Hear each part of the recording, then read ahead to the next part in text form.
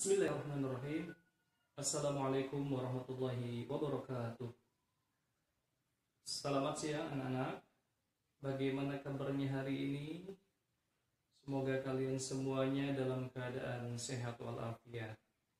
Ya, mudah-mudahan kalian selalu mendapatkan perlindungan dari Allah Subhanahu wa Ta'ala. Kemudian sebelum pembelajaran dimulai, kita membaca basmalah terlebih dahulu. Bismillahirrahmanirrahim. Untuk hari ini anak-anak akan belajar mengenai tentang Quran surat Al-Hujurat ayat 12. Tujuan dari pembelajaran Quran surat Al-Hujurat ini diharapkan kalian bisa melaksanakan, kalian bisa melakukan, memiliki sikap husnudzon, baik itu kepada Allah, kepada sesama manusia. Di samping itu kalian bisa menjauhi apa yang dilarang oleh Allah yang terdapat dalam Quran surat Al-Hujurat. Menjauhi ghibah dan juga selalu menjaga diri untuk tidak sampai selalu menyalahkan orang lain. Mungkin ada yang sudah hafal dari Quran surat Al-Hujurat ayat 12 ini. Kalau ada yang sudah hafal, yang belum hafal nanti Bapak bacakan ya. A'udzu billahi minasyaitonir rajim. Bismillahirrahmanirrahim. يا أيها الذين آمنوا اجتنبوا كثيرا من الظن إن بعض الظن إثم ولا تجسسوا ولا يغتب بعضكم بعضا أيحب أحدكم أن يأكل لحم أخيه ميتا فكرهتموه. Dalam surat Al-Hujurat itu terdapat beberapa kandungan. Ya, pertama dalam arti Quran surat Al-Hujurat ayat 12 itu, hai orang-orang yang beriman, jauhilah dari prasangka. Inna ba'da dhanni itsm. Sesungguhnya sebagian dari prasangka itu dosa. Ya. Berarti apa? Kita harus selalu husnuzon. Husnuzon. Kepada siapa saja? Kepada Allah Subhanahu wa Ta'ala. Kemudian kepada siapa lagi? Manusia, sesama manusia. Ya, kita tidak boleh memiliki sikap suudzon kepada Allah Subhanahu wa Ta'ala karena dilarang. Contohnya seperti apa? Begini. Ketika ada seseorang itu terkena musibah, ya Allah, kenapa ini saya diberikan penyakit seperti ini? Allah tidak adil. Nah, itu adalah perbuatan ataupun sikap yang tidak baik. Allah tidak adil. Padahal ketika kita misalnya diberikan sebuah musibah, boleh jadi di balik musibah itu ada hikmah yang tersembunyi. Ya. Jadi apa? Kita harus selalu husnuzon saja kepada Allah Subhanahu wa Ta'ala. Tidak boleh sedikit pun ada rasa suudzon, buruk sangka kepada Allah Subhanahu wa Ta'ala. Selalu optimis. Ya. Kalau orang yang memiliki husnuzon kan selalu optimis. Ya, tidak pernah pesimis. Yang kedua, kita harus husnudzon kepada sesama manusia. Baik itu kepada orang tua, kemudian guru, ataupun teman. Ya, orang tua. Tidak boleh sedikit pun ada suudzon kepada orang tua. Contohnya begini ya. Kok kenapa sih orang tua itu sudah tanggal 15 belum dikirim uangnya? Jangan sampai seperti itu. Oh, mungkin orang tua belum punya. Oh, orang tua mungkin sibuk belum sempat kesini. Kan enak kan kalau memiliki rasa sikap husnuzon kepada orang tua. Ya, jangan sampai memiliki suudzon kepada orang tua. Na'udzubillahi min ibn dzalik, ya. Kalau misalnya kalian pernah suudzon kepada orang tua, untuk segera minta maaf, ya. Kemudian yang kedua, misalnya harus kita lakukan adalah husnuzon kepada guru, ya. Guru misalnya menasihati kalian, memarahi kalian, itu bukan benci kepada kalian, tetapi ada rasa kasih sayang, ya. Wajar misalnya kalian itu ketika salah ditegur oleh guru, ya wajar, harus bisa menerimanya, jangan suudzon kepada guru, ya. Kemudian kepada teman itu juga jangan. Misalnya begini, kalian nggak punya uang, teman sudah dikirimi, ya, kok kenapa sih teman saya nggak ngasih makanan padahal di lemarinya banyak, itu jangan punya suudzon seperti itu, ya. Kalau misalnya kalian pernah melakukan suudzon kepada guru, kepada teman, kepada orang tua, harus segera minta maaf, ya. Itu pertama dalam kandungan Quran surat Al-Hujurat tentang husnuzon. Yang kedua, wala tajassasu.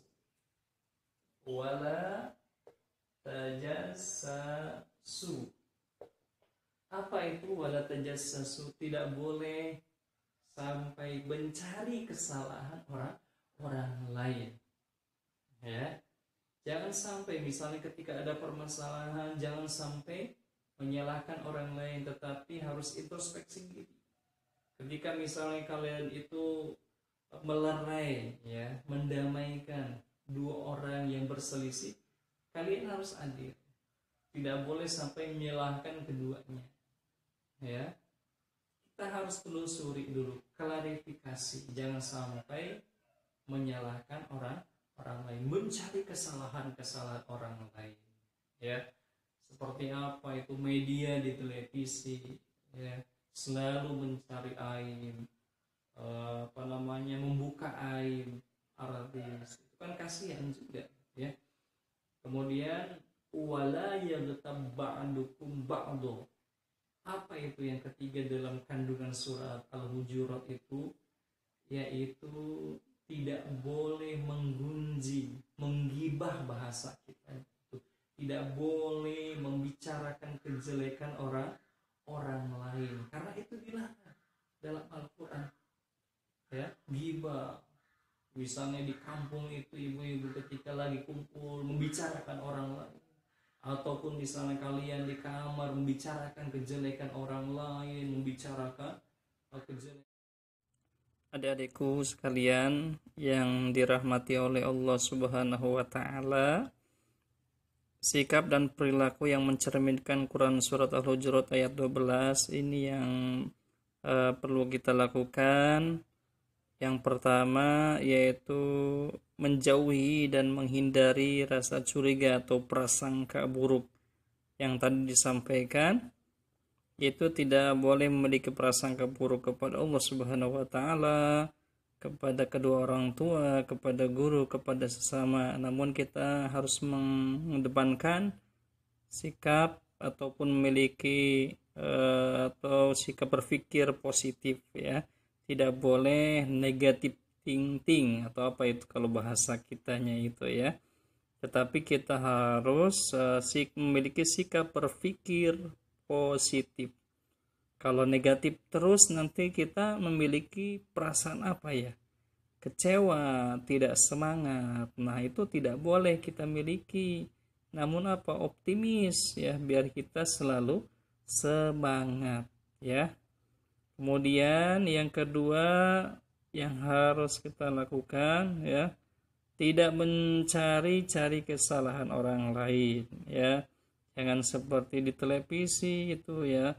Seperti apa itu gosip, itu kan banyak sekali itu di setiap channel televisi. Kalau menurut mereka mungkin hiburan, namun bagi kita sebagai umat Islam tidak boleh seperti itu, ya. Nah, kalau misalnya ada teman kalian selalu menyalahkan orang lain, harus kita nasihati, ya. Nggak boleh sampai mencari-cari kesalahan orang lain.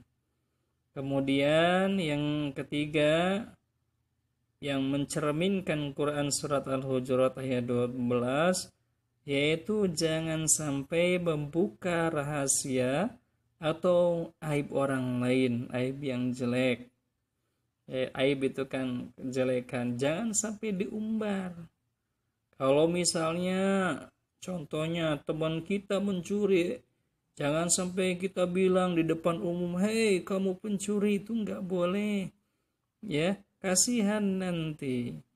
Ketika misalnya teman kita mencuri, kita langsung nasihati jangan sampai dibuka aib tersebut di depan umum.